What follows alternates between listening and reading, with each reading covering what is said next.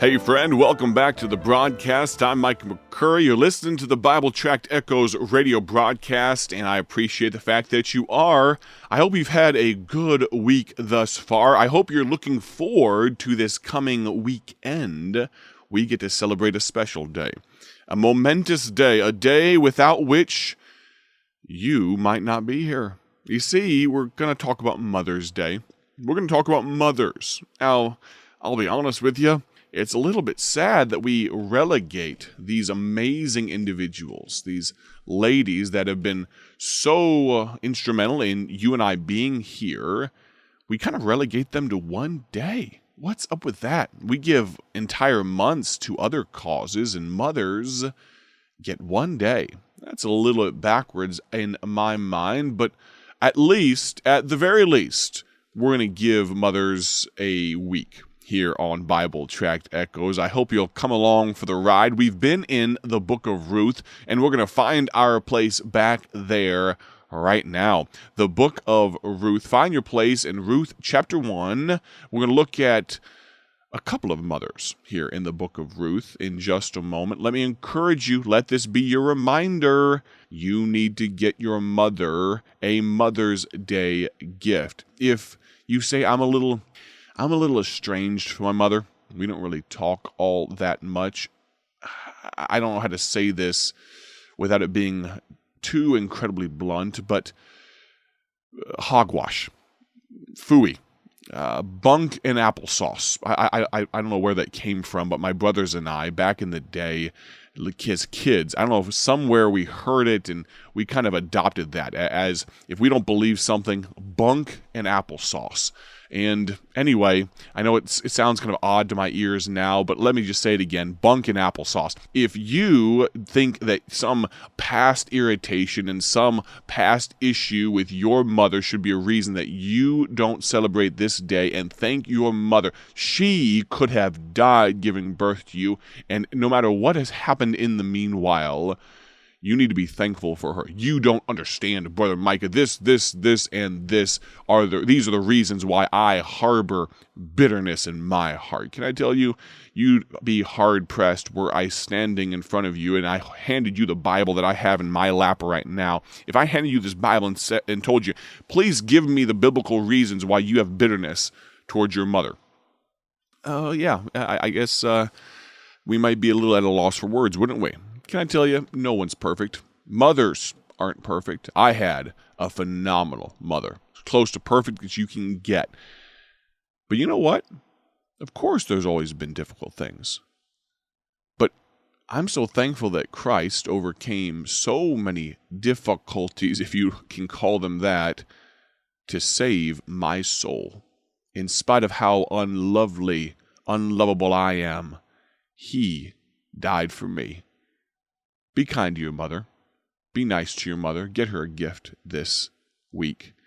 Ruth chapter 1, we noticed in the book of Ruth that Naomi and her family went to the country of Moab. Should they have been there? Oh, likely not, but they went nonetheless.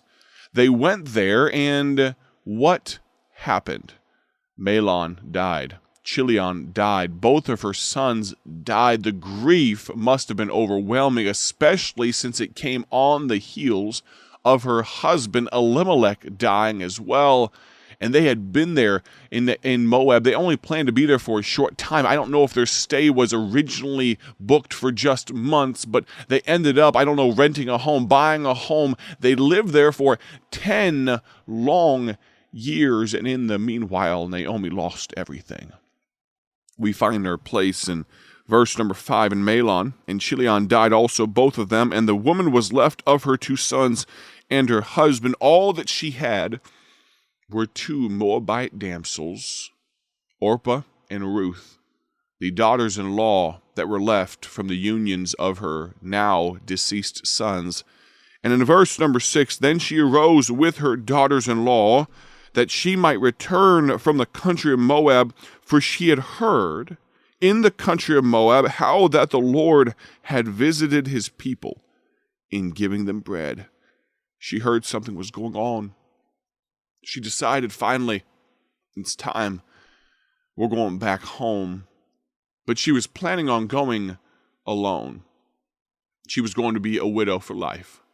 She was planning on residing in her old family home and really just taking up space, just being there, if I can say this, a crotchety woman, overcome by the grief of the world. And we noticed the type of woman that she was, the type of woman she was planning on being in Ruth chapter number 1. Look at verse number 19. So they two, just two, what do you mean?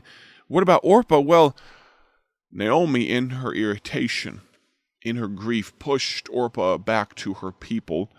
Orpah went back to Moab, but Ruth stayed. So they two went until they came to Bethlehem.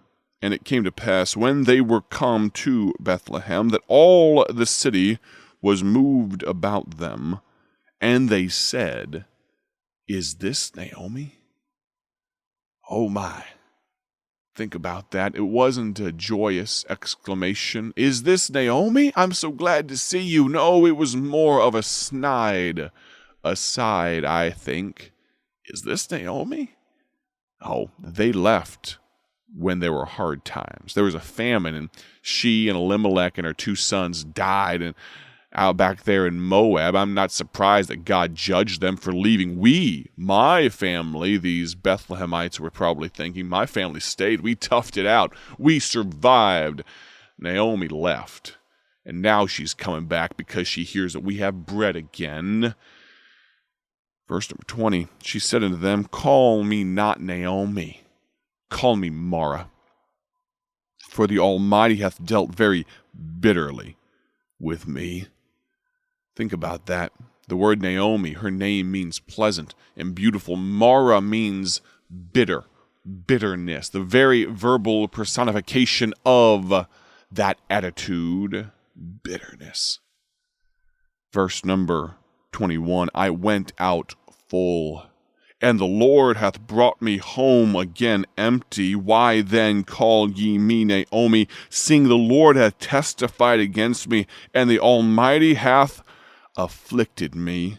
Verse 22, so Naomi returned, and Ruth the Moabitess, her daughter-in-law, with her, which returned out of the country of Moab, and they came to Bethlehem in the beginning of barley harvest. I want you to think about that. She was overcome. I mentioned yesterday, but it bears repeating that I can't even begin to empathize. I can't even begin to imagine the grief that she was going through. She lost her 2 sons. She lost her husband. Her station as a mother has been called into question. You can make the case she no longer is a mother, or at least that's the way she feels. Even though her children have gone on to glory, she's no longer a mother in her mind. She's barely the adopted mother of this young woman from Moab, but almost forgotten is Ruth in her grief. Naomi's absolutely ransacked by it. The irritation, the angst, the anger has swelled up, and she almost figuratively shakes her fist at an almighty God. But friend, could we turn a corner together? Could you learn something with me today? We see Naomi here, so overcome, so bothered.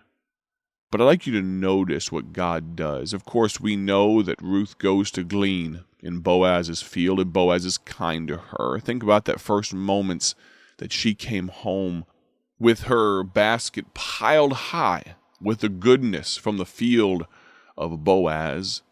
I wonder if that was the first crack in the armor of that Naomi had built up against the world when she saw that God is blessing us. God is doing something with us here. But I'd like to continue on. Of course, Boaz is so kind. He expresses his desire to marry Ruth, a woman who was not from around there.